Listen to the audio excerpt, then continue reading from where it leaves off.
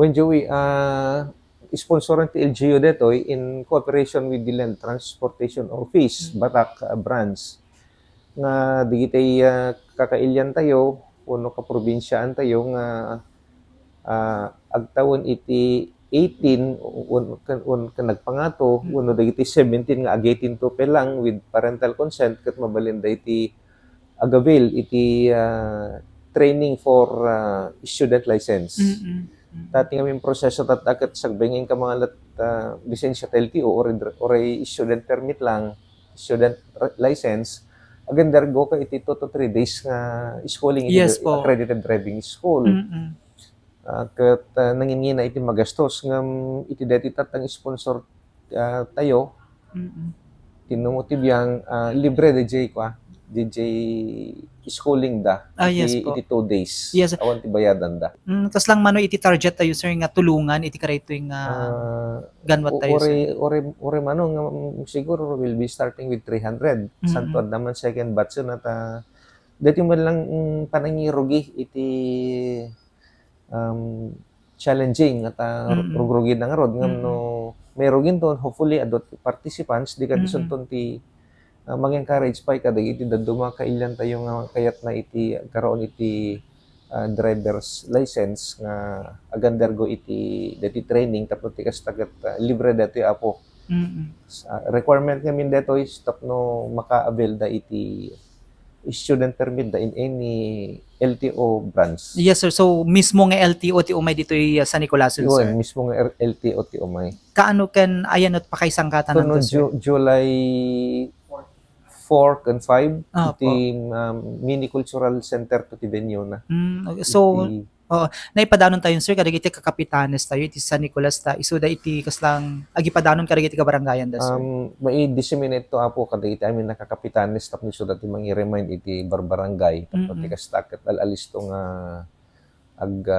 may disseminate dito down the line. Okay. Iti iili tayo sa Nicolas. Sir pakamom kadagiti naganak ken of course digiti agiturturongan sir iti motorsiklo or naduma-duma nga klase iti transportasyon iti karayto panakimaysadan to iti karayto nga i-sponsor iti biyang ti LGU sir.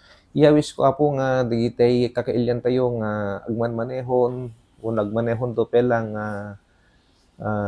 kayat na iti agabil iti student permit kat makipartisipar dat basic kami dito handa nga maka-avail iti sub-professional and professional no handa dumalan iti student license ket na-set dati pang rugrugyan this is also a way to reduce accidents. Yes po.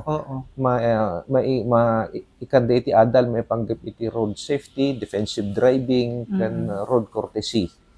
So nga na-set on na dati programa apo pangtulong ka diti kakailyan tayo ken pangi-reduce pa iti aksidente ken posible nga panaka pukaw ti biag iti motorista no agandergo da iti dati nga basic training.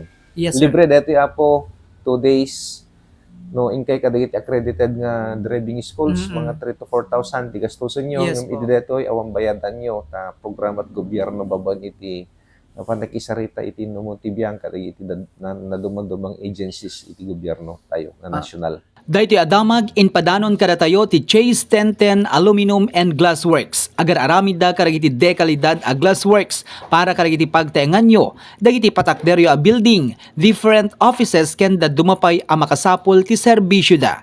Masarakan ti opisina ken pagaramidan da iti baba ti munisipyo ti Marcos. Apaset ti barangay Lydia, Marcos, Ilocos Norte. For more informations, please call or text their cell phone numbers 0917-976-3583 ken 0915-855-1308. Kukwa ken imatmatunan ni Mr. Ginuel P. Agustin Jr. Dayti adamag inpadanon pay karatayo ti Spider Fuel agipaayda karagiti dekalidad a gasolina maayos na serbisyo at tapat sa litro. Turungen ken mapanag paggasolina itan iti Spider Fuel amasrakan iti agsalog a kurbaan apaset ti barangay Poblasyon Lydia, Marcos, Ilocos Norte. Kukwa ken imatmatunan ni Mr. Parvin Sarandi Johnson. Spider Fuel, punta na mga ka-JCQ.